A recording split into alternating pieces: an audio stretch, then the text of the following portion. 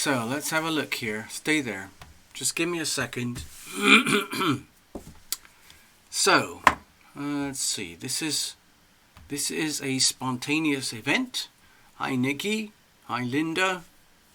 And where is the amazing sexy bunny goddess Laura? I saw you. You were the first up. Sexy bunny goddess Laura. Ha ha ha. Okay. So, I found a Sharpie. Well, actually, it's an art pen from Blix. It's very, very nice. I will get a proper pad. Let's do this right, okay? You know? None of this amateur half-baked stuff. Ah, yes. Hello, Starcy. I see you. So, here's the thing. Illumination is back in Los Angeles. And let me just say hello. Here we go. Greetings, everyone. I hope you can see. This is Illumination. If I sound a bit weird, if I look a bit weird, if things feel strange from Illumination, number one, you can blame it on the planets. Number two, you can blame it on the time zones. You can blame it on jet lag. You can blame it on the coronavirus, whatever you want. But we're here, and we're live, and we're doing this, okay? So, yeah. Hello. Yes. I have a feeling I know who Sexy Bunny is. Hello, Pat. I see you. Hi, good evening. Thank you, Nikki, by the way. Thank you. I just like to play a little bit of music for warming up people. And the whole purpose of this little show is to prove to myself that I've got the courage to go back on camera with Illumination back here in Los Angeles. And the best thing to do is basically just to dive right in. And thank you, Starzy. Thank you very much. And so the way it feels to me right now is that I've had a very, very, very busy time since arriving back because there's so much change that is happening here and I have to get on top of it, including, fixing up my dwelling and everything. So I thought, you know what? The best way to see if this works is to do it live. So that's what we're doing. Hello, Queen of Water. It must be, what, like late morning for you? Something like that? Late morning, I'm not sure. Because you're over, and it's already Friday for you, isn't it? Over in Melbourne. Yeah. Thank you. Thank you, Nikki. Let's hit the like button, people. So I've been doing a huge amount of work, like cleaning up the house, making everything habitable again, so that, because I've been away for like 3 months, and there's dust, and then there's bits of old things that just got neglected because I had to leave in a hurry, and now I'm back. And I still have another day or two, at least a couple more days to fix things up. So it's 1:15 on Friday afternoon. Okay, that makes sense. Right, that's 1, 2, 3, 4, 5, 6. Okay, so that's a 5-hour difference, another day ahead. Okay, thank you, Queen of Water, for explaining that. I wonder if we'll get anyone here from New Zealand tonight. Also, maybe we might have somebody getting up very, very early over in, Romania or Sweden or Norway. You never know. It happens, Oh, look, I can see on my computer systems, on the broadcast systems here, that my live stream has gone back to a nice, happy, healthy green. So that's good. Hey, Jeffrey, I see you. Oh, yeah, I've got these, basically a lot of shifting going on with new tenants. and it's going really well. It's just a lot of overwhelming energy all at once, and I'm doing my best to handle it. So also, of course, as soon as I landed and started to get, I didn't want to just kind of wallow, in jet lag and be all miserable. So I had like a real cup of coffee to keep going, just one little cup, and then today I had another little cup, and it's really helped me to get through all of this and start to get settled back. So anyway, here's the thing. I called this little show like story time, like a live test story time. So most of the time, like, a couple of years ago, I was doing quite a lot of little stories. And most of the stories were recorded and then posted. But almost everything that happens now on this channel is done live, and then it just saves, as another video later on.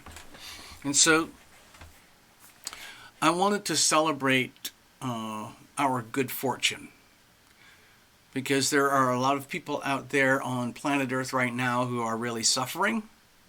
There's probably at least 1 billion people who are suffering because of, they don't have proper water or sanitation or hygiene or food or healthcare or anything.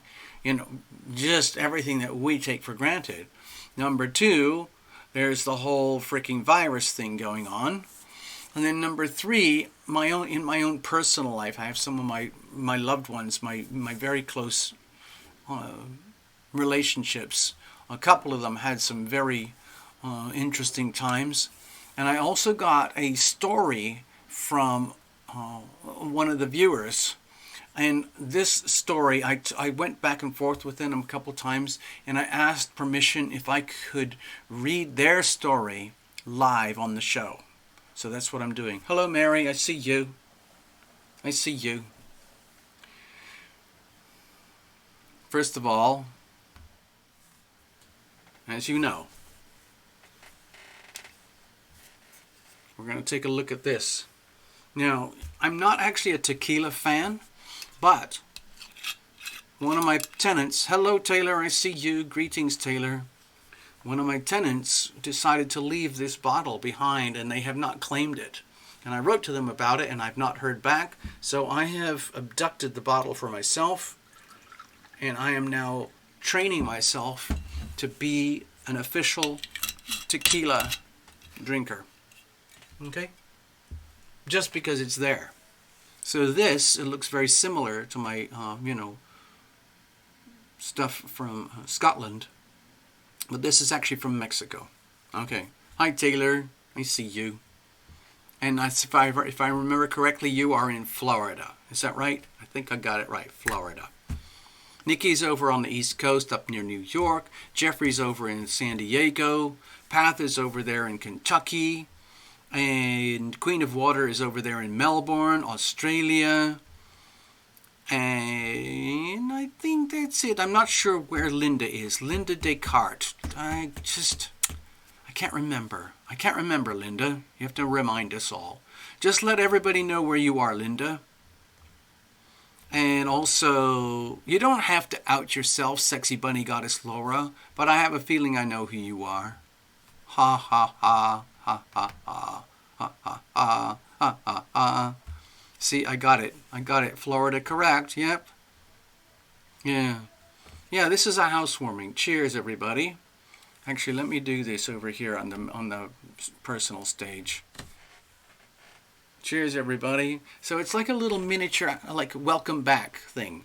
Welcome back to you guys. Welcome back to Lumination. Cheers. This is actually happening live.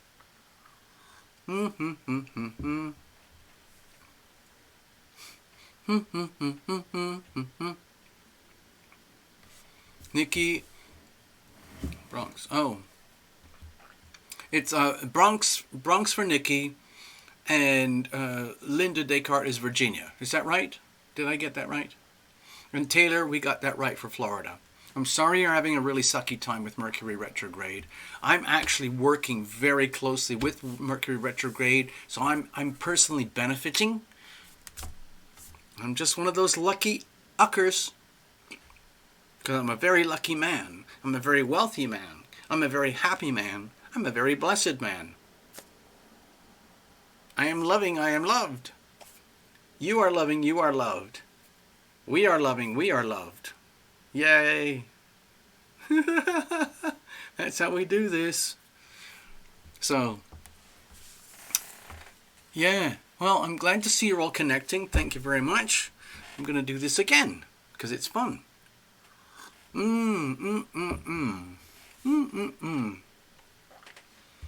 amazing all these years that I've known. Do they know what they say about possession? No, I have no idea what you're talking about, Pat. Dear Pat, seriously, I have no idea. Are your guys there? Is Falcon there? Is Scamp there? Oh, hey, Taylor, look at that. Who's from the Bronx? I lived there till I was 19. That's Taylor. Taylor, I think it's Nikki. I think Nikki's up there in the Bronx. Okay, Bronxville or something. I think it's Bronxville, right, Nikki? Did I get that? Bronxville? So, yeah, Taylor. Obviously, Taylor and Nikki, you guys have something in common.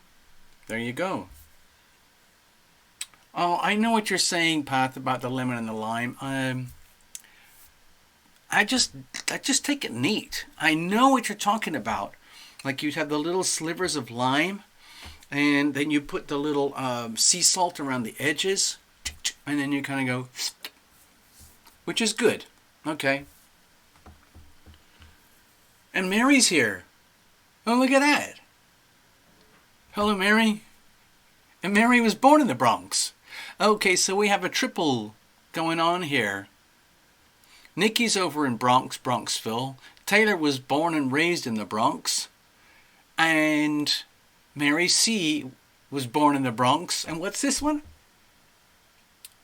And Nikki lived in Florida too. Okay, there's some kind of freakoid synchronicity going on here. Let's blame that on Uranus. Yep, Uranus and Taurus, all about the planet and planet Earth. Let's think about earthly synchronicities, massive earthly synchronicities, including locations on planet Earth. How about that? Okay, Pat, I see that. Possession is 9 points of the law. It means it's yours. Are you kind of saying like, hey, to Lumination, you got this? Is that what the idea is? Hey, TL, you got this. You are in possession. Right. Is that kind of where we are? Wow. This is kind of funny, isn't it? Like with the whole Bronx, Florida thing going on? Huh. And Mary. So that's Nikki, Mary, and Taylor. There's some kind of like synchrodipity connection going on there. Claremont, Florida, suburb of Orlando. Okay. This is so cool. I'm so glad we're doing this. Yeah. Taylor and Mary are neighbors. Oh, you know that can lead to trouble. You know, we've had that. We've had that before. And Pat lived in Florida too. Oh, that's so cool. Wow. Small world, as they say.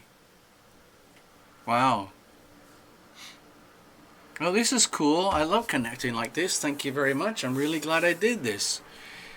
So everything over here in the apartment is still kind of ramshackle. There's boxes everywhere. There's stuff out on the balcony. I've got my new tenant coming in tonight. I've got my other tenant moving to the other room tonight. It's all very exciting. And the studio is alive and it's working. It's very basic right now, but at least we know it's working, okay? So let's have a look. What's up? What the heck? Whoa. What the heck? Whoa. Yeah. Vero Beach. Oh my God. I have a connection to Vero Beach. Oh my God. Story time. Let's put another story in there. Okay. We're talking about not just 6 degrees of separation. We're just talking about 1 or 2 degrees of separation. Vero Beach. Vero Beach. That's you, Path Traveler. You Fort Lauderdale, Boca Raton, and Vero Beach.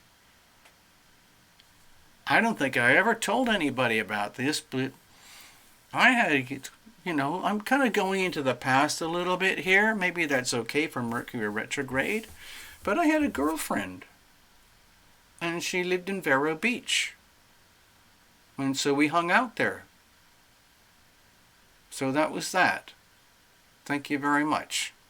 I don't think there's any point in saying much more because, as you can probably tell, it's not happening anymore. Mary lives 30 minutes from Vero. Oh my God. Oh. Yes, let's break out the wine. Well, actually, I'm going to break out more tequila. Watch this. Give me a second. Okay, here we go. Wow, I've already got some, but I'm just going to top it up.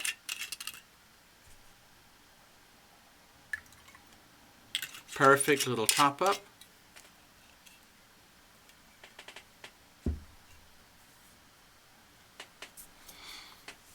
Oh, Mary C., are you talking about Melbourne, Palm Bay in Florida? Or are we talking about Queen of Water in Melbourne? Because there's a Melbourne, Australia. Thank you very much. So let's get the facts right, people. Wow, this is freakish. All these like geographical synchronicity. Oh, Queen of Water went to the supermarket. It's true, there's no more toilet paper. Oh my God, you're talking about panic buying. There's panic buying going on in Melbourne because of the virus. Is that what it is? Wow. I'm quite lucky over here because I have like 1, 2, 3 Ralph's supermarkets. I've got 1 7-Eleven. I've got a Whole Foods. I've got probably 4 other supermarkets that I never visit. And I have Trader Joe's. So right now I have access to about 10 supermarkets, all within a bicycle ride or a bus ride or a walk. So I'm not going to panic. However, I am going to buy toilet paper. I'm going to buy a big package of toilet paper and some cans of soup. I have a can opener, I have a bottle opener, and lots of paper towels. Okay? There you go. Love Triber is out panic buying tonight, right now. Oh my God. Oh my God. Oh no. Huh? Oh my God. There are some people who are, have this idea that the whole thing is a massive conspiracy to trigger the markets. When the big countries get bored, let's have a war. When the United States is bored, they say, let's have a war. Let's start a war. And then, of course, it terrifies everybody. And then they do amazing things. They blow shit up. And they talk really big. And they do really important stuff. And the economy gets jolted. Maybe that's what's going on. Hello, Sarah. Hello, hello, hello, hello, hello. Actually, Nikki, right now, I'll take any kind of paper towels. I have a particular things that I like, but I'll take anything right now. Love Tribers out. Bounty Selecta size is the best. We have it. It is a fact. It is a proven fact. Our shopper on the street who knows about these things has come in with the vote. Bounty Selecta size is the best. That's it. It's a fact. It is a proven fact. Sarah's husband bought some baby wipes. That's perfect. Very, very valuable in times like this. You can actually use them as wet wipes and all sorts of like cleaning things in case, you can't have a shower or something. Yeah. Yeah. Oh my gosh. Well, all of that stuff. When I was in I was in the 99-cent store today, and I saw a lady with like a shopping cart half full with all the the hand sanitizers and paper towels and toilet paper. She was a real panic buyer. Really, really proper. Personally, I'm not in a big panic. I live in Los Angeles, and we've already got people here with the virus. Okay. Guess what? I will tell you a story right now. In fact,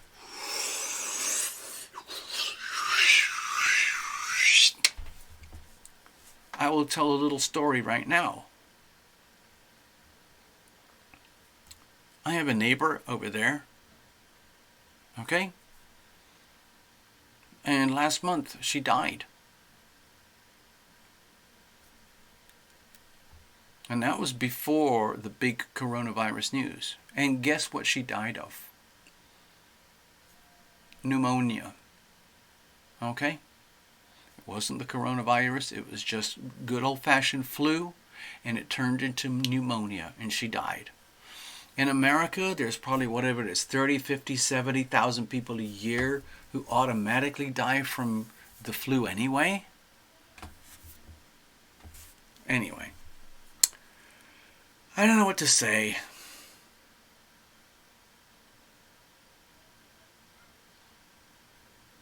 Bartered tampons.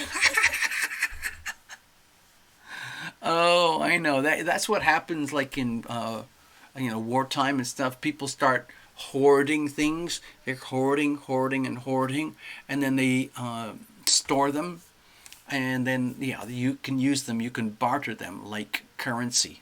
Yeah.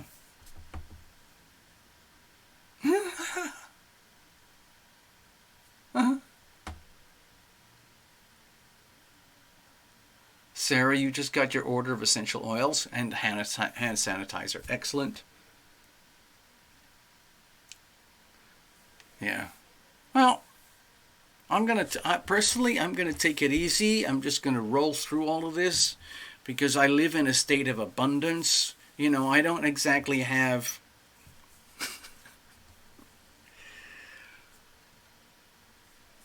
I don't have a day job. I don't have a proper job. I don't have any visible means of support. It's just sheer luck by the grace of God that I'm still alive and keeping going. And if I didn't have my tenants, I don't know what I would do. But I do not like living in the fear of the virus. Part of it is because I feel like I'm immune. I feel like I'm kind of bulletproof. I've always felt like I'm bulletproof, even though I've had a lot of disease, physical challenges, and been crippled, and I'm not really employable anymore by a regular employer. There's nothing that I can do with any kind of qualifications where anybody would actually hire me. But I'm still alive, and I keep going. And when I got back from New Zealand, my friends, I've seen a couple of friends since I've been back here. They were like, "Wow, you look okay. You look much better now. Maybe New Zealand works for you." And I said, "Oh yeah, it's just different for everybody." Silly people. God is in control. Thank you, Queen of Water.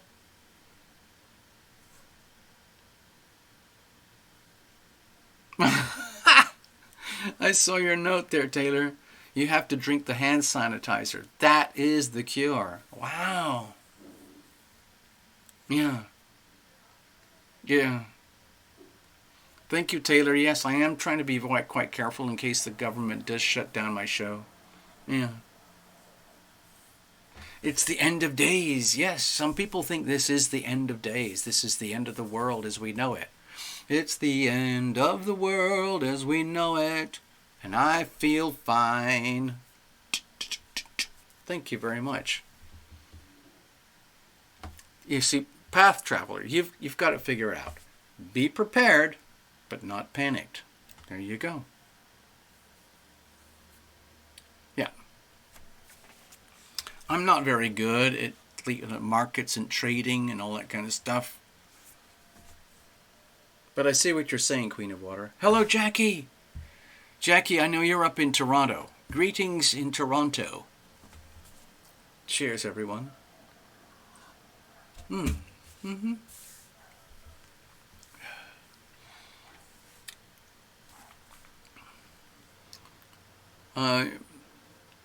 I know, you meet all sorts of different people. I have a friend and two friends, and they have all their money stashed up in the stock markets with the,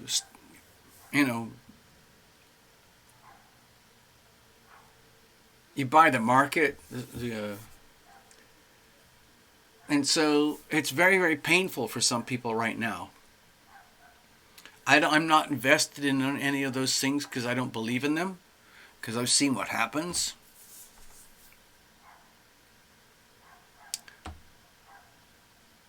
Anyway, I don't want to become a victim. I don't want to be... Wait a minute, what's that? Are we going to do another geographical synchrodipity thing here? There's Sarah Lake Mitchell saying, "Hey Jackie, I'm just down the road in Oshawa." How far is Oshawa from Toronto? Seriously? Seriously? Oh, more neighbors. We had a whole flood. Hey Jackie, if you just got here, we had a whole bunch of really quirky connections with Florida. There's Mary and Path and Nikki and Taylor. They all have connections in Florida, and there's a lot of connections with the Bronx. Just here tonight, randomly. Yeah. Very quirky.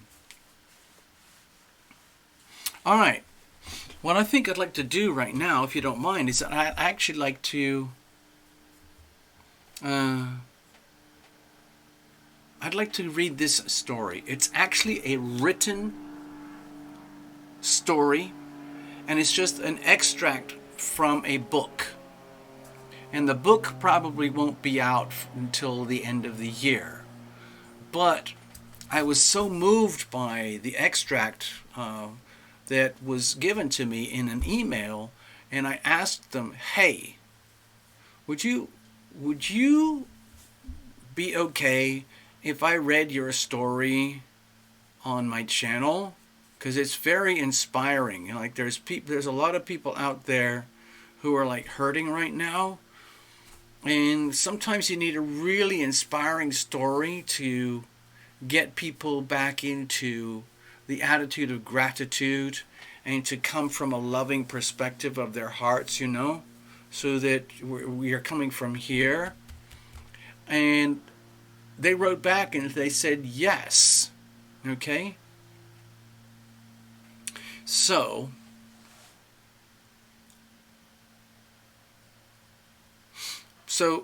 I'm going to read this little thing. Now, you guys can chat amongst yourself, but I'm just going to read this. And I think what I'll do is actually go over to the stage while I'm doing that. It's only going to take a few minutes, and then we can reconnect afterwards. I'll just give you a little bit of a heads up. The story comes from, one of my clients, people that I know, where they were just living their life. And I'm not sure if I don't want to give everything away in my notes right now, because I'm going to go to the story in just a second. They're just living their life, and they are they're kind of in that seniors kind of age group, like over 60 mark. where, you know, they've done a lot of things in life, did this, did that, got married, had kids, had some great success, had some great failures. You know, people live a life and you start having history. And, you know, the reason I related to the story is because I've had a lot of near-death situations in my own life. And when I read this story, and it came from such a really pure, philosophical, profound, spiritual understanding, that I kept thinking, wow, people need to hear this, okay? So what I'm going to try and do now is see if I could do this properly by reading from the letter that was sent to me. And I'll do it on the stage so because I think it'll be more comfortable. Then we can hang out again, okay? I'm going to do a little preface here. This is the person that I know that I'm talking about. This situation happened while I was away in New Zealand, and I only just found out about this a few days ago, and then they sent me the letter about the story. And what happened was he was going in to do one of those LASIK eye surgery things. It's an incredible procedure, and it really helps people with their eyesight, especially older people who are having trouble with their eyesight. And he had already had one eye treated already with the LASIK laser surgery, and he was scheduled to do the next eye. And so he arrived at the hospital for the surgery and the procedure. And then stuff happened where the doctors basically said, excuse me, man, listen, man, we can't do this right now because while we're getting set up for the eye surgery, we have to do all our tests, and what we are detecting is that you've got a serious problem that's nothing to do with your eye. And we cannot operate until we deal with this problem, okay? And this problem is much bigger than your eye problem. Okay, so let me go to the stage, okay? Let me go to the stage, and then let me see if I can pull this up so I can read it properly from you guys. Now, it's just a short story, but I'm going to start it. Here it goes. Okay, I'm going to read this live as if I was reading a story to children, okay? Even though we're mostly adults here. All right, let me just, hold on. I need to do a double check because I've never done this in this kind of situation before. First of all, I need a little bit of courage. Give me a moment. I'm going to put it over here. I'm just going to call it, I'm going to title this whole thing right now. Story time.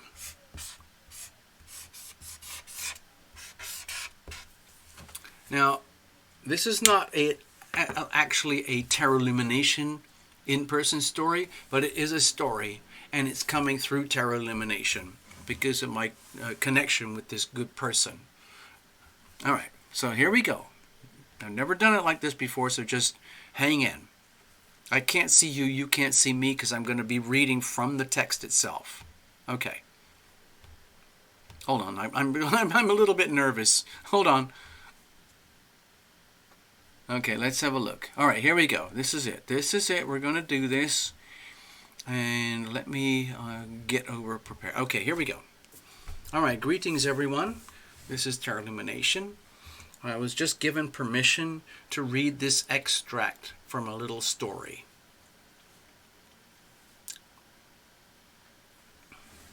Now, I think I just gave you a little bit of a heads up. This is from someone that I know. We've become good friends over the years, and I wondered why things were so quiet over the last few months. I didn't hear from him. And So he told me the story. I'm just going to start reading right now. Okay, here it is. It's done in the first person, so he's writing and talking about himself, okay? Here we go. Settle in. Dear viewers,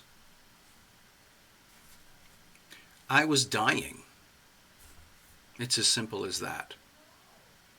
50 years ago, or if I had been a regular smoker, I would probably already be dead. The leaflets of my major heart valve were narrowing and calcifying. They were preventing oxygen-rich blood from my lungs to storm into my body with beneficial life support. My heart was stressed, constantly trying to catch up, working harder and harder and harder, trying to force blood back into my body. But only a third of this blood was actually getting through. In fact, some of it forced back. This is the murmur that the doctors could detect, and they could see that something was definitely wrong. So this was happening after the doctors realized we have a problem here, and they started to do the tests on his heart, even though he was actually in the clinic for LASIK eye surgery. Anyway, back to the story. For several years, I've been aware that something significant was wrong. Just aging, right? Okay, well, it was the weight, or maybe the booze, or maybe I'm simply getting older. I couldn't leap out of the pool anymore. I had to use the ladder. How do you figure? How can you tell a difference? Is it old age?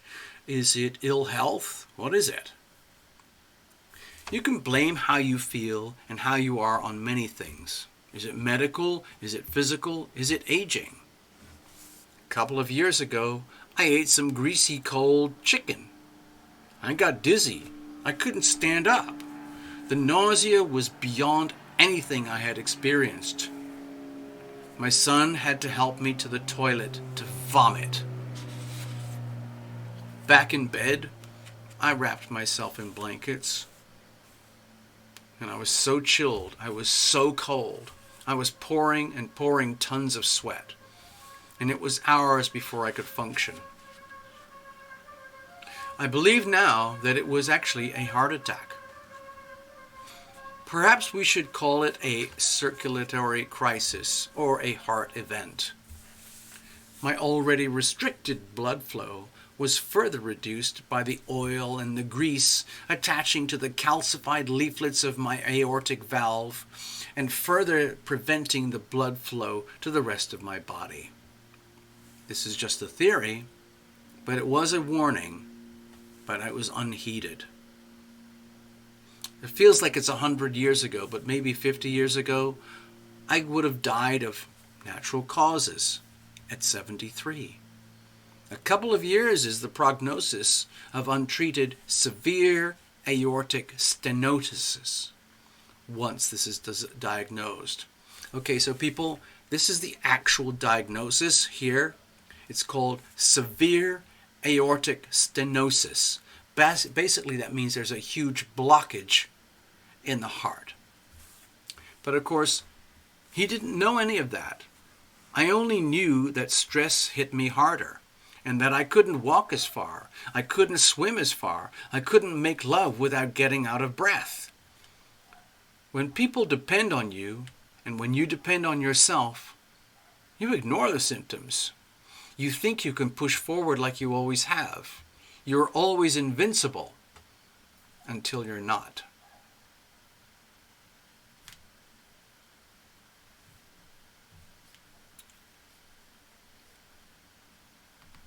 Okay, so that was kind of his letter to get us warmed up. That was him writing to me to get me prepped up for the story. So let me go back. Give me a second here. Okay. So everything I just read to you was like the notes that he sent to me in advance of reading the story. He was trying to get me prepped up because he knew that I would be shocked. He knew I would be like flabbergasted at what had happened, because I know this man and he's like a very, effervescent, buoyant, indestructible kind of character. And yet, here he was with his life falling apart. Now I'm actually going to go to the real story that he had written, okay? So please bear with me. You've probably figured out that I kind of goofed up and I'm trying to salvage the situation. So now I'm actually going to go to the thing that he wrote, as though, like writing a journal, a novel, or a storybook, okay? So please bear with me. Okay, let me see if I can do this properly again. See, I've never done it like this before, but anyway. Just imagine you're in the twilight years of your life. You've still got a lot of life inside of you, okay? And yet you've reached a point of critical mass. Right now, at this moment in time, I'd love to blame it on the planets, okay? Because we're in a very, very highly compressed time, historically speaking, with the planets. Okay, here we go. This is the actual story that was written by my friend, and he wanted to turn it into a storybook. So it goes like this.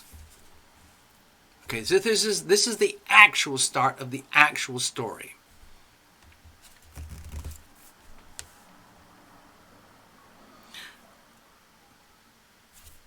When the nurse is prepping you for your angiogram and asks if you are suicidal, what do you tell her? Do you tell her that you're 40 pounds overweight? Do you tell her that no one listens to you anymore? Do you tell her that people asked you for advice and then they talked over you before you could even answer? Do they tell you that boredom and depression was simply a reevaluation of self-worth? Did they tell you that all the failures in your life were more important than your successes? Do you tell her that wine was a way of masking your symptoms? Do you tell her that you had lost your focus in life? Well, to be honest, did I ever think about suicide? Sure. But then again, I suspected it was intellectual, a possibility, a potential solution, from going from being a somebody to being invisible and inconsequential. I had a successful life for 40 years. And now, just being mentioned, it's just like an afterthought at your wake. Suicide was a lifeboat to keep you from burdening your family with financial disaster. Suicide. I took it seriously. When I was 19 and the anxiety attacks made death the only solution to an impossible existence, I took this seriously. But I survived. And I survived that, and I learned only later in life that it was a chemical situation, and it was based on irrational fears of never being good enough or of letting people down. It got complicated. Today, I am lying on the table. I'm being prepped up so that they could put a camera up into my heart. And it was about me. Today was all about me. Was I suicidal? No. It was just one of a dozen pre-operative questions that the nurse had to ask me, and that I had to sign off on it. Next question. Sir, if we have to give you blood to save your life, do you approve? If so, sign here. Well, I'll just tell you. I'm 71. Let's get that out of the way. I had a successful business that collapsed with the economy. I have amazing children and have had incredible relationships that were and are complex and difficult to define. I've made a lot of mistakes, but I'm happy with who I am and who I have been. Still, I've been lost for a long time. Forget about the bucket list. I can't even find the bucket. So, here we are. 2 years ago, I had cataract surgery. I had that LASIK thing, and it worked. I had been a world-class photographer with over 1 million photographs on film. And then everything started to go yellow and fuzzy. I had 3 sets of glasses from the dollar store. A 150 set for driving, a 250 set for the computer, and a 375 to read in the bathtub. So I won the lottery on that one. With that eye surgery for that particular eye, I did have Medicare, and after comparing with the competition, I went with the AARP for the supplement. That's the, I think it's like an old people's society, okay? And the morning after the first LASIK surgery, I peeled off the gauze and I saw a new color, white. And it was a crisp, pure white. And I saw crispy, dark lines on the tiles above the bathtub. I was 30 years younger, experiencing a modern miracle that hadn't been available to my mother at my age. The second eye, well, this was a problem. We had a pre-surgery preparation, and the nurse said, "Excuse me, sir, do you know you have a heart murmur?" "No," I said, but I mentioned it to my doctor later, and she heard nothing. Now, that was 2 years ago, and thank God she didn't hear it. So let's get back to where we are today right now. Fast forward June this year, that would have been 2019. A year before, I had taken a job that nearly killed me. It was after 6 months I had high blood pressure and I was sleep deprived. I was demoralized in a job that had an attrition factor of over 80%. Those are all the people who quit because the job sucks. I had powered through until my inner self said, "Don't worry, another month and you'll have a heart attack or be dead." And I said that as a joke to myself. Of course, that was ridiculous. I had been an athlete, and I had been a free diver into the ocean. I'm 71 years. I've had 60 cigars, and I was used to 5 packs of cigarettes, and the secondhand smoke my generation endured. Technically, I'm a non-smoker, and I have an aversion to fast foods and sodas. But here was the problem. There was this wine, the red wine. And that's the same kind of red wine that Terra Lumination loves. There was this wine, and I wasn't really, to be honest, very happy. I hadn't taken over the world, and the money I wasn't providing to my family was more important than the intimacy I needed to feel important and loved. This is a big problem, people. So, I was fat. I was sleep deprived. I was pre-alcoholic, but otherwise remarkably healthy. In June, there was the murmur. The heart murmur. They did the AKG in the office, and they did a blood test. The AKG is the electrocardiogram. It measures the condition of your heart. The results came in. "Sir, your heart is enlarged. You need to lose some weight, cut back on alcohol, and you'll be fine." Cool. The crisis was averted. But as a follow-up to all these sessions, there was an echocardiogram. This was different. This is when the heart center called me.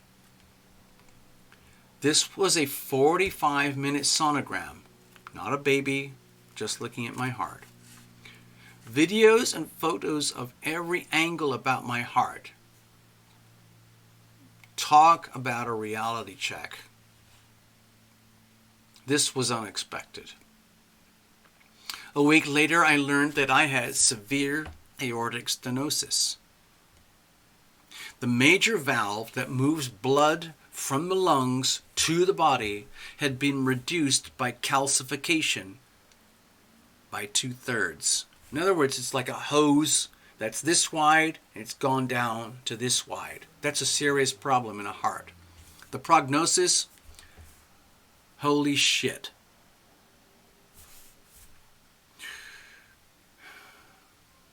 So, basically the long-term survival options without open heart surgery, they're not good. But the nurse was actually talking to me at that time about suicide. Now, I don't know you. I don't know who you are, whoever it is that's reading this. But I've been there when fear was an animal so fierce that it tears at your soul and makes everything and everyone around you unimportant. Psychologists might call it the fight or flight syndrome. That is, kill or run. It doesn't matter if it's real. It only matters if you think it is real. And then you have to survive or do anything to make it end. So, I'm either at the end of my life or the beginning of what life remains. We have quality of life versus quantity of life. So, what do I do? What I do with it is my decision. It's not anyone else's. I am ultimately the one who's responsible for me. But suicide? No. It's too simple. Death is a simple thing. Think about the sickest and most miserable you have been in your life. That is not death. Death is simply ceasing to exist. Now, if you go into surgery and you come out, it is miserable and devastating to your body and your soul. But you move on. Now, if you go into surgery and you don't come out, the only emotions are with those who really care and feel their loss. Okay? That's the other people. The only thing you can do for them, you've already done. It's in the way you raised them or the way you have treated them. There's nothing more you can do. After you're dead, whatever reincarnation or heavenly fantasies you might have about next lives, the afterlife, you won't remember who you were or be able to comfort those who were a part of this life. So let's talk about what is really important. It's like he's talking to the nurse here. It's your attitude, it's your focus, it's your perception of who you are now. It's the psychology of facing the anxiety or the reality of what you are really facing. You can be fatalistic. Everything is predetermined and inevitable. Or you can be religious. God has a plan and you are no longer a part of it. It's all over. The reality is, it's your life. You lived it, you survived till now, and then it's over. Are you ready? Has it been enough? Is there more? Can there be more? What will you do with it if there is more? These are very simple, profound questions. I know that there are people that care about me. I have mentioned them and I've mentored them. I have loved them. I have had children with them. I have been the rock and the constant for so many. I have been admired and I have been hated. But haven't we all? So, back to the original question from the nurse. Suicide? Sir, are you contemplating suicide? And I answer, no, not yet. I'm still curious. I know that I'm alone. I know that when I die, it will only be me who's dying. No matter how many are there to comfort, it will only be me. I'm the one who's dying. It will be my time, as it was when I was flushed out of the womb, and everyone celebrated while I screamed with the terror of it. And this again will be my time to pass alone on to the next life. But not yet.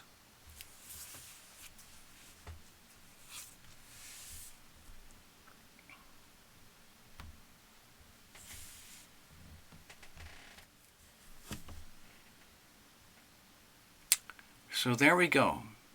That's an extract from the story that my friend is writing. To me, it felt very philosophical, because I've been in these kind of situations myself quite a few times where, I'm sitting in a hospital or something, and, there's nothing they can do. Like, you're dead. You're going to die. You might want to call your family. Like, here's a phone. Do you have any loved ones? Do you have a girlfriend, a wife, or kids, or a mother or father you'd like to speak to? So, personally, I relate to the story. I relate to the story very strongly. He's a very different person. I'm very different from him. He's very different from me. But I think we shared something,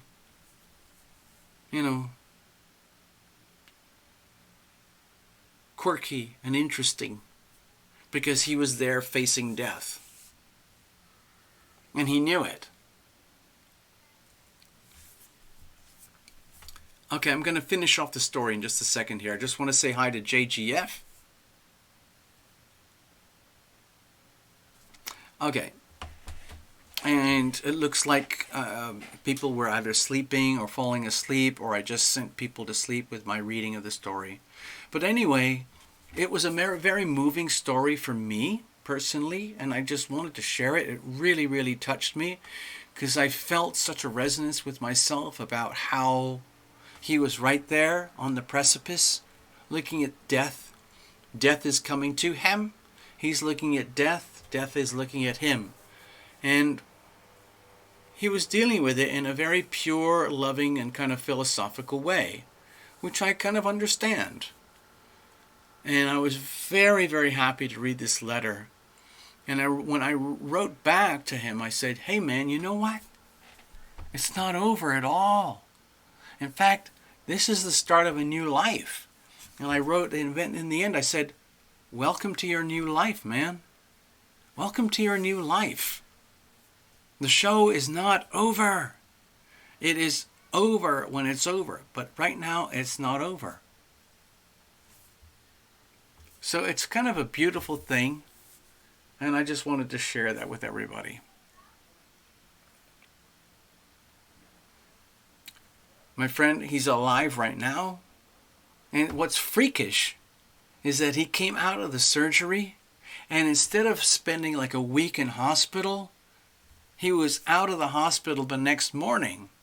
The doctors were absolutely flabbergasted, because during the night, during the surgery, when they realized how bad it was, they had to take, the saw, and they cut open the chest, and they pull open the chest completely. It wasn't just like sticking a stent through here or up through your thigh or your leg or whatever. They had to do the full open heart surgery. They had to open the rib cage and everything. And within 36 hours,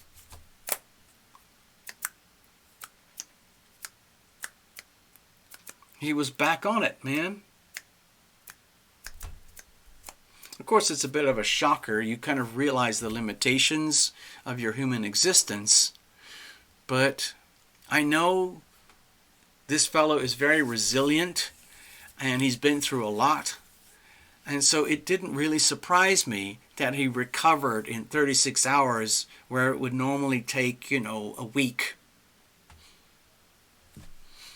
I think a lot of it is to do with attitude of gratitude, and trusting and believing in the great beyond, understanding that there's so much more going on in our lives and our world. It's like a magical story. We're all living in a movie all the time.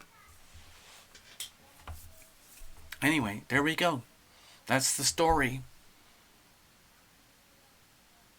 I think we should title the story, Hello. Have you considered suicide? That's probably a good title.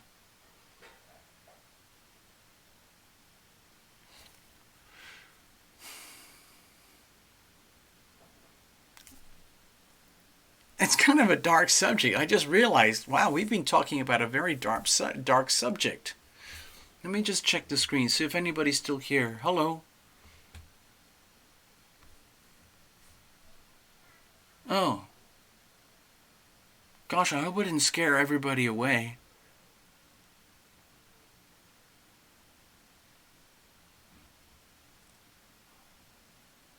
Okay, it looks like some of you are still here.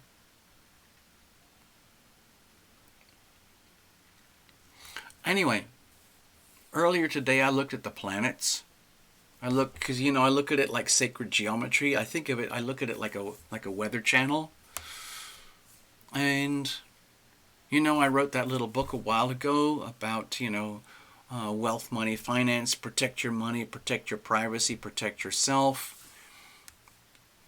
And now I feel it's kind of like, well, I told you so. I told you so.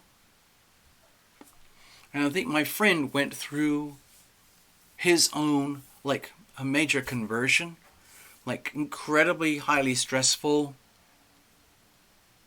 life experience to test him and come out the other side. Because he could have easily, succumbed to the fear. He could easily have given up on himself, on his life and everything. But he didn't. He chose abundance. He chose life. He chose to take the risks. He chose to look into the great unknown and keep going anyway. And he astounded everybody. He astounded the doctors. He astounded his wife. He astounded his kids. He astounded his relatives. He astounded me. Oh, hi Jackie. I see that. I see your notes there. Anyway, I think the point of the story is that to me it was very encouraging. It was very spiritually uplifting for me to know that my buddy had gone through this, had his whole body ripped open, put back together, basically in an emergency situation.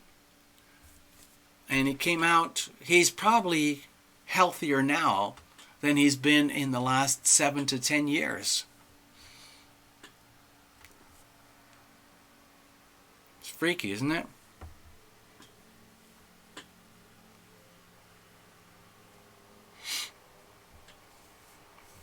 All right, I'm going to have another sip. Cheers, everyone.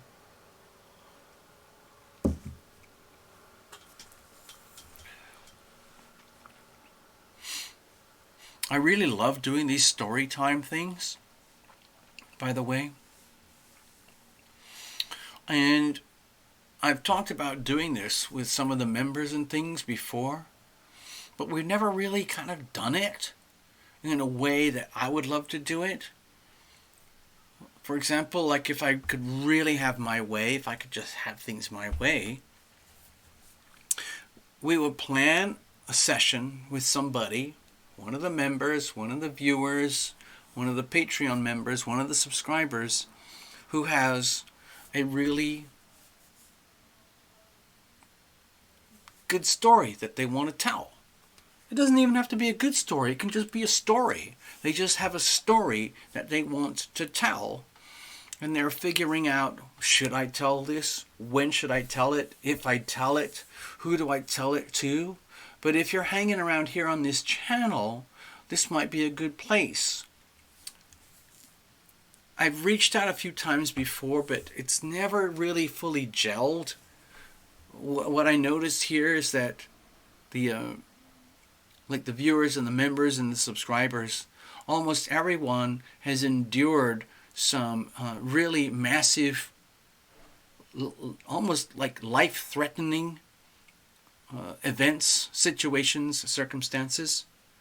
And to be able to live, to tell the story, that's very inspiring for other people. So if you have something like that and you want to share, please reach out, let me know. You can get to me over here at terralumination.com. You go to the website and you can find the check-in place over there, okay? All right, I think I'm going to wrap it up. It's just a little short story video, and I just wanted to hang out. But it works. So it's Thursday night right now in America, and I have a feeling we're going to be back here on Saturday or Sunday, and we might do the Sunday Night Live Super Chats. You know what that means. All right. So I'm going to play a little bit of music while you guys chat amongst yourselves. I need to take a bathroom break. So give me a second here. Just give me a second. All right.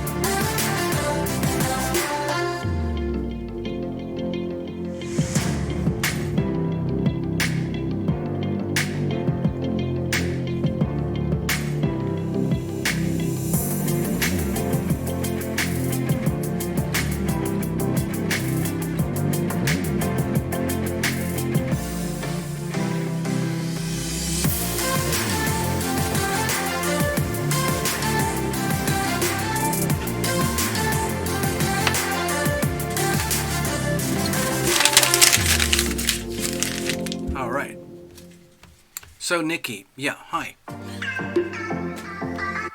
Okay, so let me get set up here and we can do a mini reading for you. You put good money in the pot, so why not? Give me a second here. I just want to get some proper cards.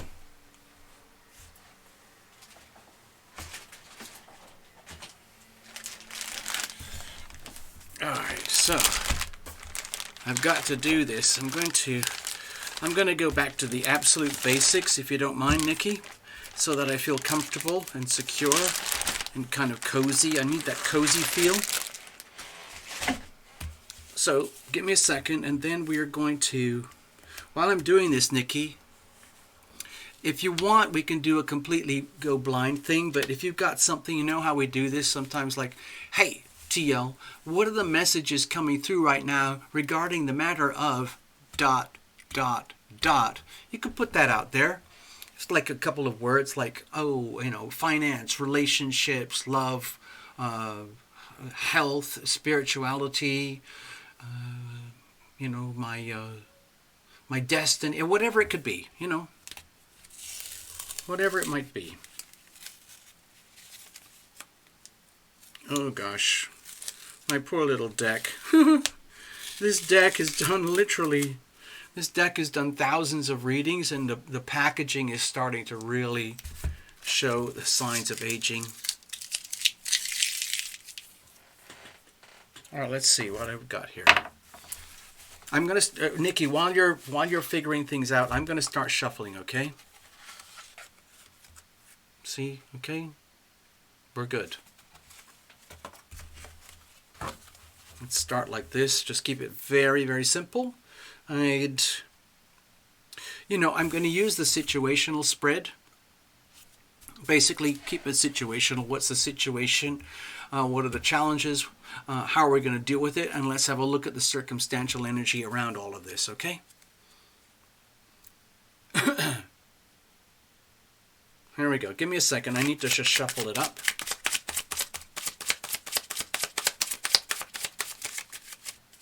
Oh, there it is. I see your note. Whatever the spirit team wants to bring in. Oh, goodness. I feel such a big, big monster cozy love hug right now. I don't know about you, Nikki, but I just had this really rich flooding experience about when all of us were together. And we, you know, not everybody has done this on the channel. Some of us have been very lucky to actually hang out and meet together. And it's a truly very satisfying experience. And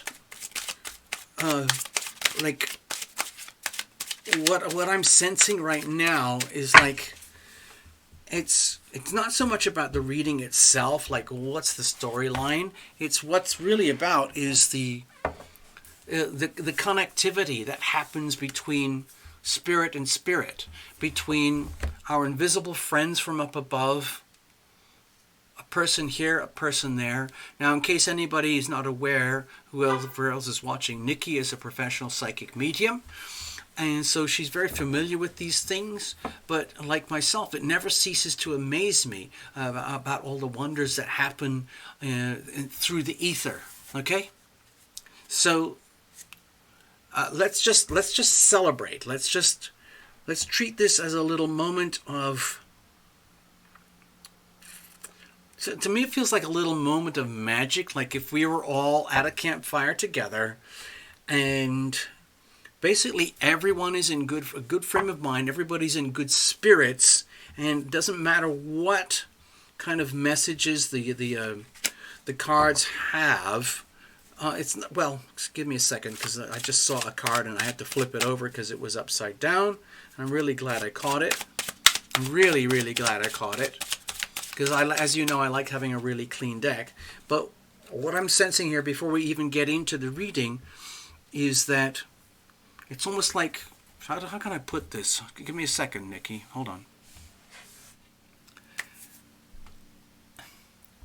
To me, it feels like what we're doing here right now at this moment in time is actually celebrating the connectivity between our invisible friends, my invisible friends, your invisible friends, my physical body, your physical body, the platform and the medium of exchange, which happens to be YouTube mixed up with broadcasting software, mixed up with electricity and microphones and cameras and electricity, and the fact that we can even do this at all. To me, it feels like it's a celebration that we can even do this at all.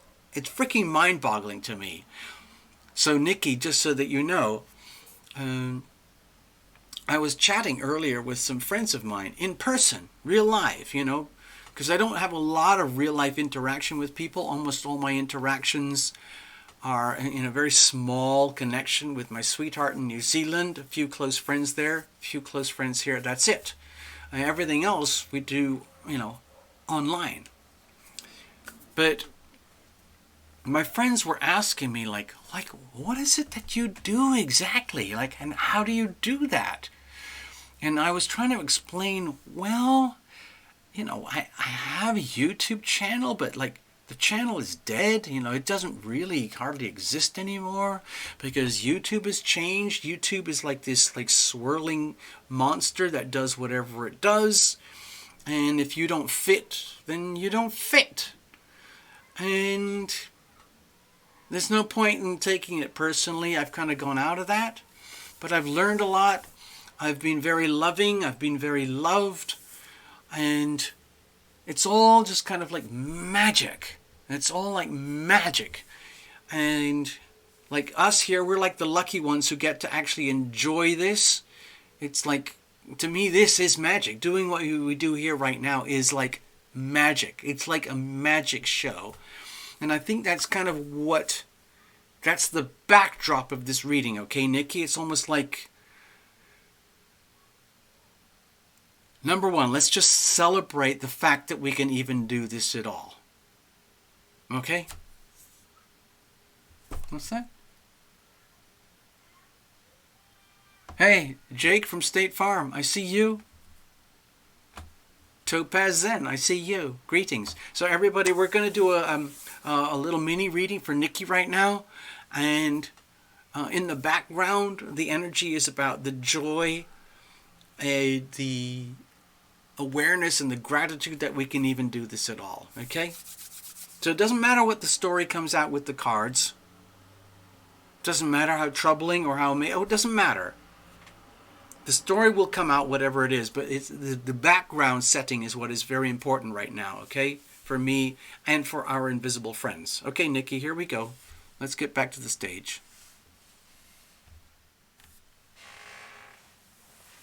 All right, here we are. All right, let's have a look. So cards are well shuffled.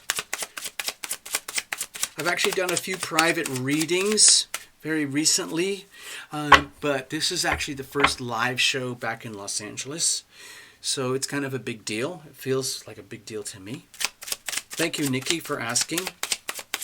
I really appreciate this. It makes me feel like we're working like a team. Luckily, we're connecting like this because you're so, for a lot of people, they would consider you like you're way out on the fringes.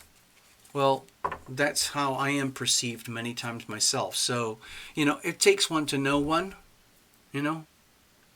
Oh, by the way, Nikki, before I even start, sometimes I do, in private, I do a lot of self-healing work, including what some people call mudras. I don't like to think of them as mudras. It's just me doing my business. And I have this particular set of mudras, hand postures that I do. And when I did them very quietly, discreetly, when I was with my super advanced yoga training classes for advanced energy healing. And when they saw that, they freaked out. They didn't know what it is because they have their textbook full of mudras already. Like, you got to do this, you got to do that. It means this, it means that. But they'd never seen mine before. Anyway, I'm going to show you. It looks like this. Okay?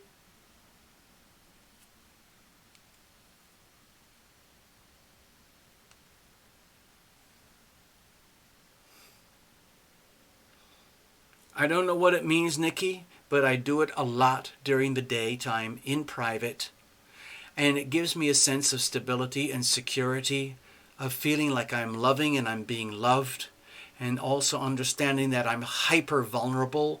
I'm very, very sensitive, but that doesn't mean it's the end of me, okay? So I do this. It's almost like creating a force field like as vulnerable as I am, I have a magic force field. That's kind of how I feel that. Okay, so I just wanted to share that with you, Nikki. Here we go. So that has been happening to me a lot today as I've been on my bicycle, as I've been walking.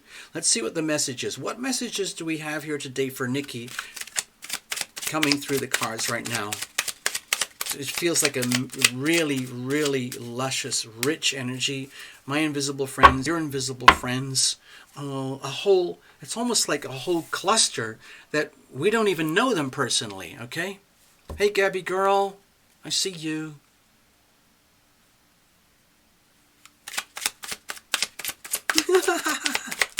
Yes, Nikki, you are, technically speaking, statistically speaking, you are way out there, okay? Hi, Gabby girl, I see you. Yep. Hi, Topaz. All right, let's do this. What messages do we have for Nikki right now? Whoa, okay. So calm down, Tarot Lumination. Calm down. It's just a mini reading. Just calm down. I know the planets are very, very specifically aligned right now in a way that are triggering me. I'm going to do a very even split here because I want a sense of like balance. Here we go. Here's the situation. Here's the challenges. Here's how we're going to handle it. And let's have a look at the weather. Let's just look at the weather. Let's look at this. Like right now, I believe, let me just double check something for you. Just stay there for a second, okay? Give me a second here. I want to check something on the moon.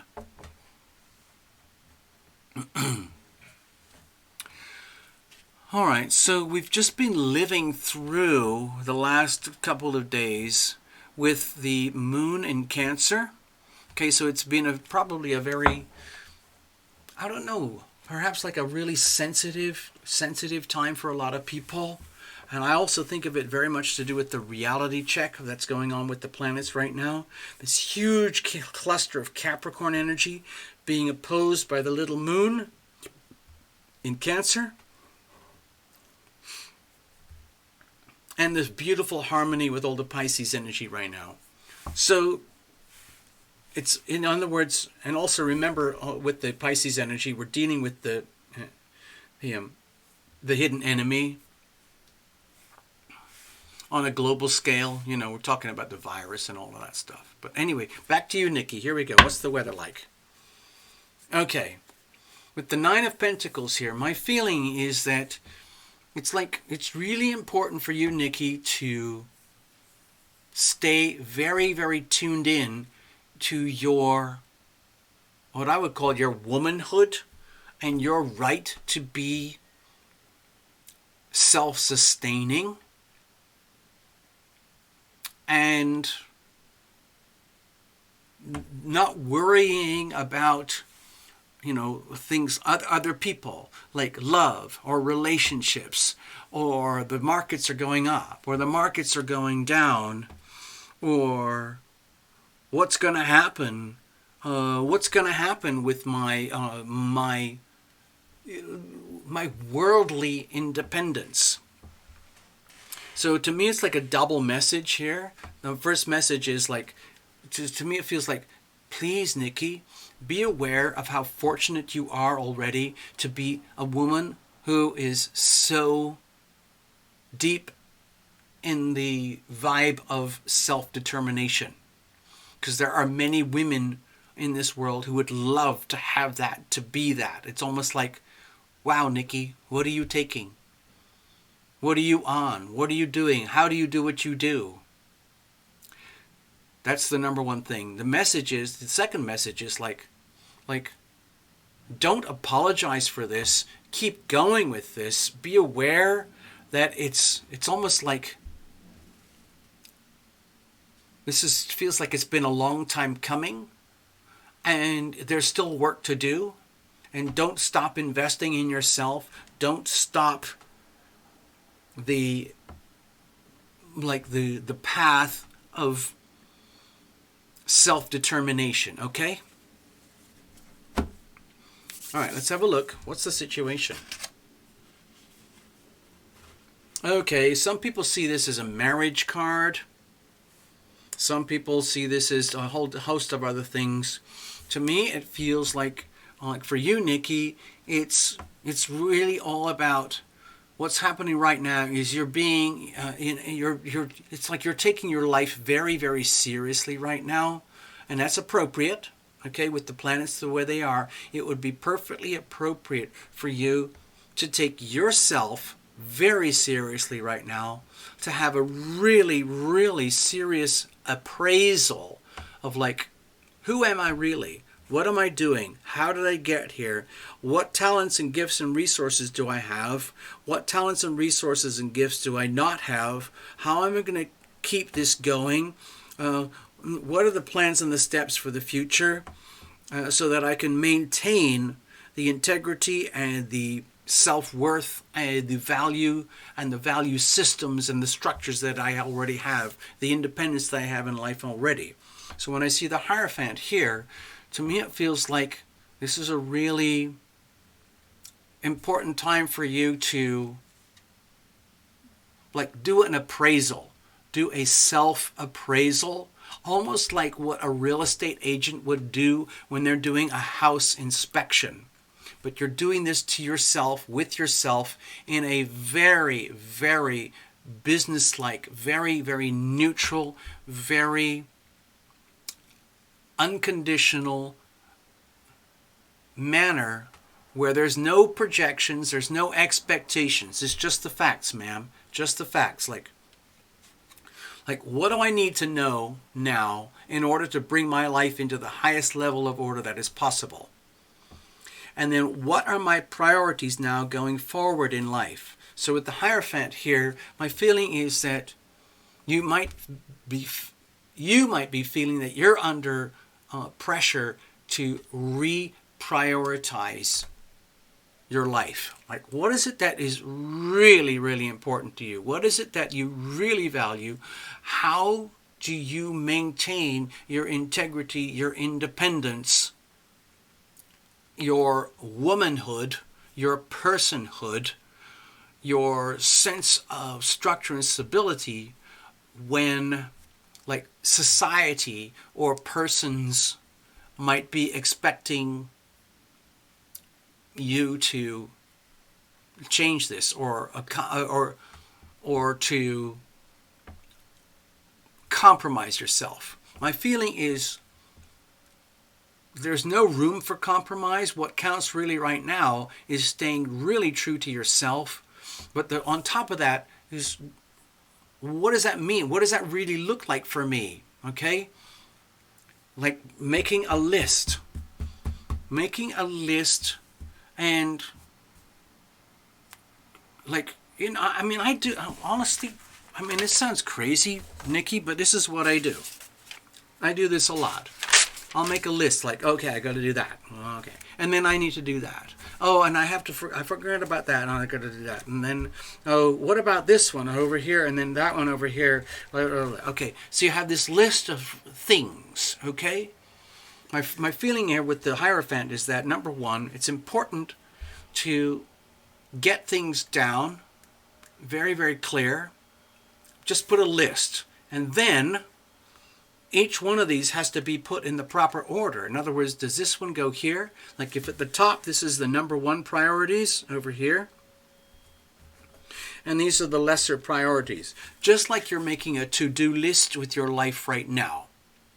So my feeling is that the situation right now is about getting your life in order. It starts with a very simple thing like create a list, like love, money, home, family, healthcare, savings, retirement, whatever it might be. All these things that are really important for you, the individual. Creating a list and creating a list of priorities and being prepared while Mercury is still retrograde to make a list and then rewrite the same list but with the priorities And then once you look at that and re-examine that, then you realize, actually, I put number 3 over here, but I think now number 3 needs to be number 2. And then you write another list. Does that make sense to you, Nikki? I hope so. Let's put these over here. Now, what's the problem with all of this? The problem is that this is a problem. It's almost like, in some ways, Nikki, you're so optimistic and naturally inclined to want to feel good, do good, be happy, and kind of constantly live in the flow, constantly live in a very positive state of mind, okay? But my feeling with the 9 of Wands here is that there's a deep, deep fear that you have been neglecting or forgetting about things that really need to be brought into order in a very, very, responsible, orderly way.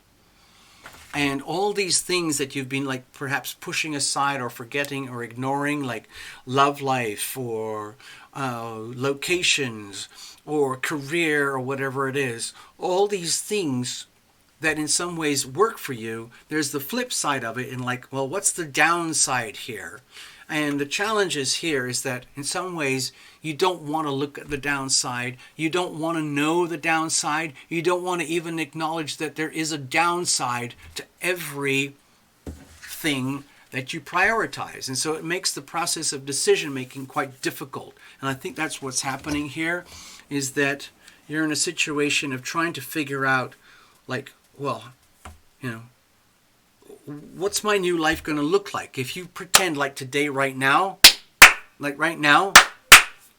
let's just pretend life started right now. What are you going to do right now? What about right now, Nikki? What now? What now? What now? What now? And this is saying, wow, this is actually quite difficult. I know I need to get stuff together. I know that I have challenges. I know that I would rather not have to deal with them, but I know I have to deal with them. Otherwise, I lose all this. So how are we going to deal with that? Okay, so with the 8 of Cups here, my feeling is that we have to acknowledge the emotional attachment that you might have to certain expectations, certain people, situations, jobs, career, hopes, dreams, and wishes that you've set up for yourself, and then coming back with a really down-to-earth reality check, oh my gosh, tarot elimination, I see what you're talking about right now. It's almost like, oh, when you talk about it in such a sort of a school teacher way, oh, you're telling me, tarot elimination, I have to make a list of things that are really important in my life, and then go through the list.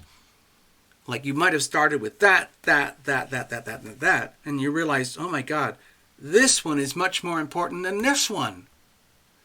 And then that's a problem. Figuring out all that stuff is a real problem.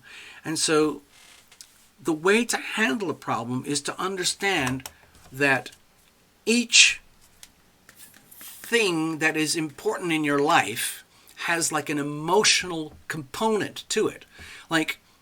Emotionally, a certain thing might feel very, very important, but in terms of your overall world of let's say independence, womanhood, stability, structure, and life going forward, after you look at it for a while and you allow the emotional current to soften up a little bit, you might realize that something that you thought was really important is actually not so important anymore. So it goes down on the list.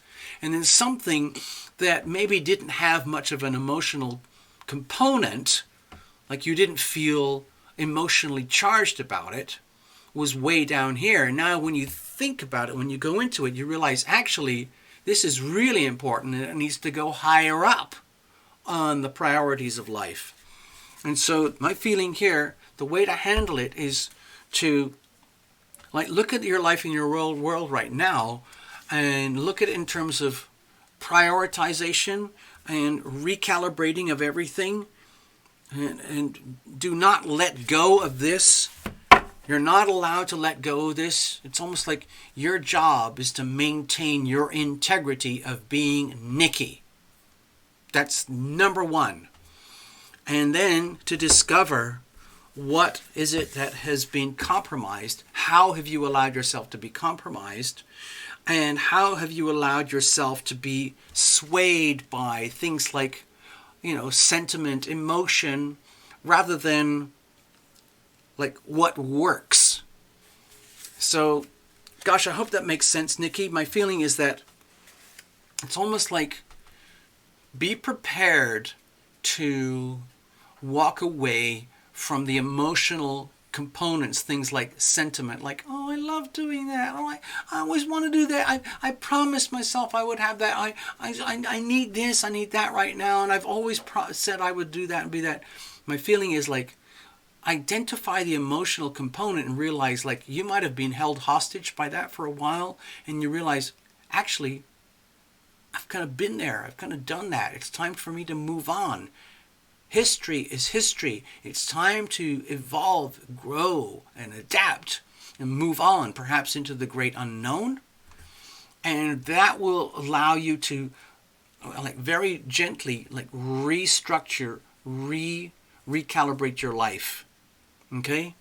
No one else can do this for you. With this particular reading here, I mean, we could go back and forth about it, but ultimately, I think deep down you know what it is, but it's kind of subtle. You have to do it because no one else can do it.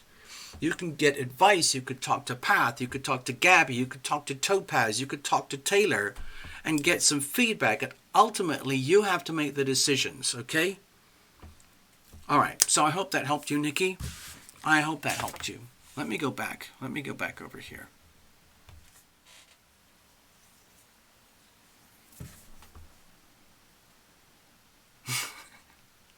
I hope that helped you, Nikki. I really like doing working with you. I like doing these readings with you. Sometimes it's really hard to do, especially Nikki, since you're like super ultra high vibrational already. And yet here you are in a day-to-day life, living the life of what appears to be like, another human being. But actually, where you operate is on these super high frequencies when you're, naturally born and programmed with a bit of like high sensory perception, mediumship, being a psychic medium and all of that. That's sometimes very, very different world to our three-dimensionality here in life, like, mortgages, savings plans, grocery shopping, relationships, healthcare, physical care, getting sleep, having vacation, all these like three-dimensional physicalities. There's that part of you, but there's also this part of you, the super spiritual part. It's time to get things more in order. Okay? Thank you, Nikki. You see, look at that. Nikki, you have an invitation. Nikki, you have an invitation to talk with Gabby Girl. There you go. By the way, everybody, you need to know that Gabby Girl is one of these like naturally optimistic types that they almost don't know what to do with all the optimism, all the love and all the energy. It's almost like I'm Gabby Girl, like, why doesn't anyone else understand? Like life is amazing. It's just like, I'm not saying it's a delusion like the eternal optimist. What I'm saying is that Gabby is naturally tuned into the attitude of gratitude, and she knows how it works. So it might be, it might be appropriate, All I'm suggesting, if Gabby and Nikki need to connect, because Gabby's offering, that might be an idea. So there you go. Let's leave it at that, okay? Thank you very much. Group hug. Group hug. All right. I'm going to go clear up the stage. Hold on. All right. Let's clear this up. And put it all back together again over here. Yeah. Yeah.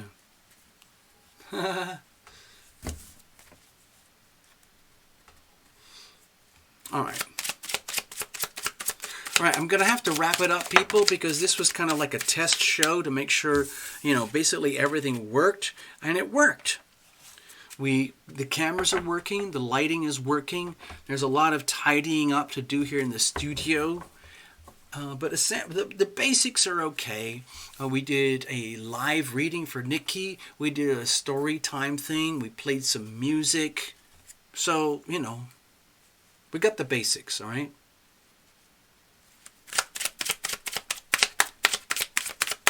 So Nikki, again, that was kind of, it felt like a very philosophical reading.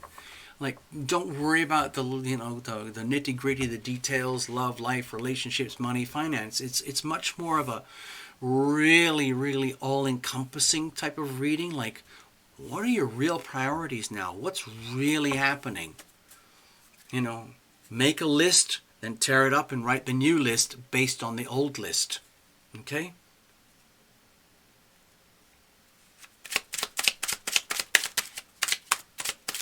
I mean, there is an art. There is actually an art to list making and the making of lists. And it really helps in the process of decision making. And as you know, at this channel, with Tarot Lumination, decision making is fundamental to the process of evolution. How we evolve, grow, and adapt so that we blossom. Because otherwise, it's you can evolve, grow, and adapt, or if not, you wither. Okay? And that's thanks to Love Triber. Thank you.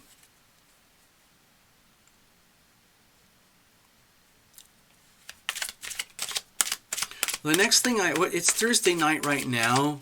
I'm pretty confident we're going to be doing a Sunday night live, if that helps you.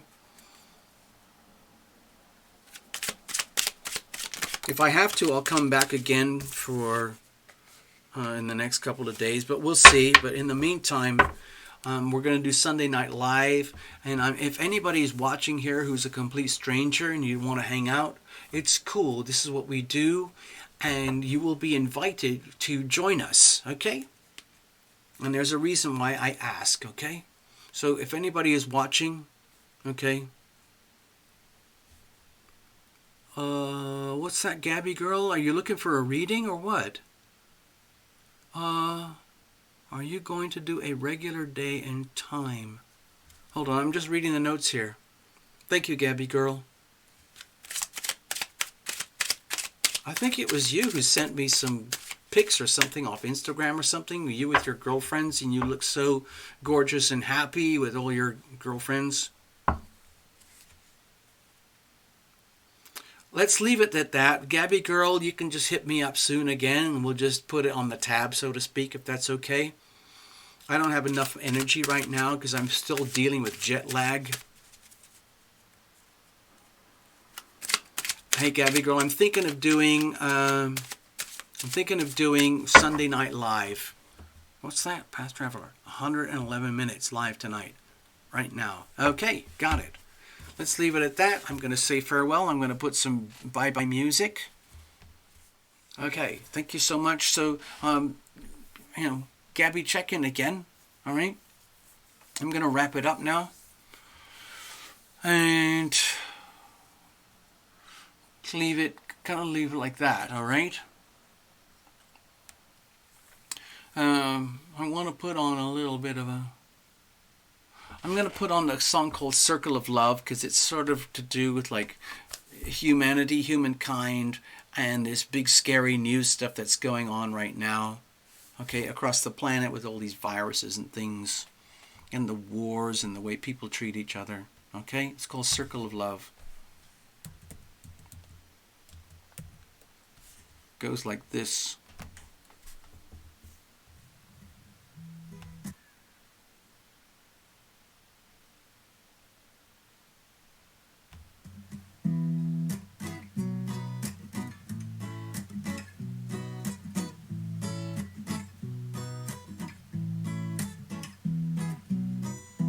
La da da da da da, la la la la la, la da da da da da, na na na na, la da da da da da, la la la la la, la da da da da la la la la la. I got this message